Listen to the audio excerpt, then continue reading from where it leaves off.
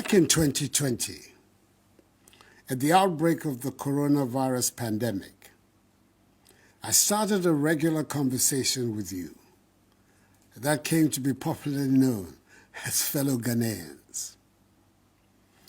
It was a time of great fear of the unknown, and the entire world felt at risk. I came into your homes regularly to tell you what the experts were discovering about the virus and what we should do. Now that we have seen the worst of the COVID-19, I can tell you that there were moments during those times when I was distraught. There were moments when I was in despair about the apparent inadequacy of our health facilities. And there were moments when I wondered if the dire predictions made about dead bodies on our streets would truly happen. But I knew that I owed it to all of us that as your president, I had to hold my nerve, show leadership, and take us out of the crisis. With your help and support, and the great mercies of the Almighty, we can say that we emerged from the ravages of the pandemic with one of the lowest mortality rates globally. In fact, Ghana's handling of the pandemic won universal acclaim. We could all see in real time the devastation that was being wreaked on economies during the pandemic. But I doubt that anyone imagined the extent of the damage. Our economy here in Ghana, like many, many others around the globe, was thrown into turmoil. When I said, at the height of the COVID pandemic, that we knew what to do to bring the economy back to life, but not how to bring people back to life, it was not said in jest. We had done it before, and we were on course to doing it again. Ghana's economy grew by a remarkable 5.4% in 2021, signifying a strong recovery from the 0.5% growth recorded the previous year in 2020 due to the COVID-19 pandemic.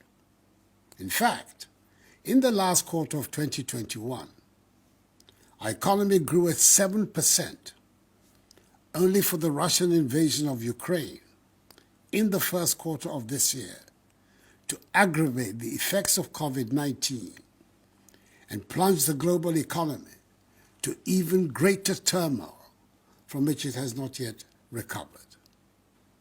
The whole world has been taken aback by the speed with which inflation has eaten away people's incomes. So yesterday, the president addressed the nation, and the reactions from Ghanaians actually showed how things were bad in the country. And when you go on Twitter, especially, per the tweets of people, celebrities, news broadcasters, you could tell that people are really, really fed up with what is going on in the economy. And then, according to some people, what the president came to say wasn't something new, and it wasn't also something they haven't heard before. So in short, they are trying to say the president came to say stuff he had said in his previous address to the nation. If you notice, what happened was the president's speech was it was pre-recorded before aired, and it's actually people didn't really take it well because they were expecting the president to talk to them like in a live session, just as he was doing during the COVID times. But this time it was pre-recorded. We don't know why it was so, but I'm thinking maybe it's because he doesn't want to come and do it live on social media where people will be backlashing him and those things. So that's what I'm thinking. You can let us know what you are thinking in the comment section below. The president also made past a comment. I don't know, he made a comment where he said Sikam paid it, and people really didn't take it well. People actually didn't find it funny enough because of things that's happening in the economy. They were expecting the president to at least address some certain issues, but we all know how people are. We are all different. Everyone has their opinion. So let us know what you also think about what the president said when he said Sikam PDD. Let us know in the comment section below. In April, after the cabinet retreat of the first quarter, and recognizing the deteriorating macroeconomy, my government announced a 30% cut in budgeted discretionary expenditures and a 30% cut in salaries of the president, vice president, ministers, deputy ministers, MMDCs, and political office holders, amongst other measures. And since July, when the government took the difficult decision to go to the IMF to seek support, I've been speaking publicly at different fora on the subject of the economic difficulties we face, especially during my recent tours, so far, of 9 regions, and interacting directly with you, the Ghanaian people. It is also true that many of you have felt the need for me to come back to the fellow Ghanaians format that brings us all together. For us in Ghana, our reality is that our economy is in great difficulty. The budget drawn for the 2022 fiscal year, that is this year, has been thrown out of gear, disrupting our balance of payments and debt sustainability, and further exposing the structural weaknesses of our economy. We are in a crisis. I do not exaggerate when I say so. I cannot find an example in history when so many malevolent forces have come together at the same time. But, as we have shown in other circumstances, we should turn this crisis into an opportunity to resolve not just the short-term urgent problems, but the long-term structural problems that continue to bedevil our economy. I urge us all to see the decision to go to the International Monetary Fund in this light. We have gone to the fund to repair in the short term our public finances and restore our balance of payments, whilst we continue to work on the medium to long-term structural changes that are at the heart of our goal of constructing a resilient, robust Ghanaian economy and building a Ghana beyond aid. I'm able to report to you, my fellow Ghanaians, that the negotiations to secure a strong IMF program, which will support the implementation of our post-COVID-19 program for economic growth, and additional funding to support the 2023 budget and development program, are at advanced stages and are going well. We're determined to secure these arrangements quickly to bring back confidence and relief to Ghanaians. We're working towards reaching a deal with the IMF by the end of the year.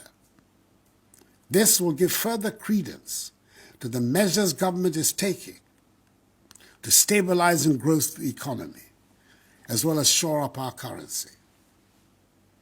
I know that the increasing cost of living is the #1 concern for all of us. It is driven by fast escalating fuel prices at the pumps, which is caused by high crude oil prices on the world market and our depreciated currency. I know that this is putting intolerable pressure on families and businesses. I know that people are being driven to make choices they should not have to make. And I know that it has led to the devaluation of capital of traders and painfully accumulated savings. Furthermore, government is working to secure reliable and regular sources of affordable petroleum products for the Ghanaian market. It is expected that this arrangement, when successful, coupled with a stable currency, will halt the escalation of fuel prices and bring relief to us all. I hear from the market queens also that another factor fueling the high prices is the high margins that some traders are slapping on goods for fear of future higher costs. I say to our traders, we are all in this together. Please, let us be measured in the margins we seek.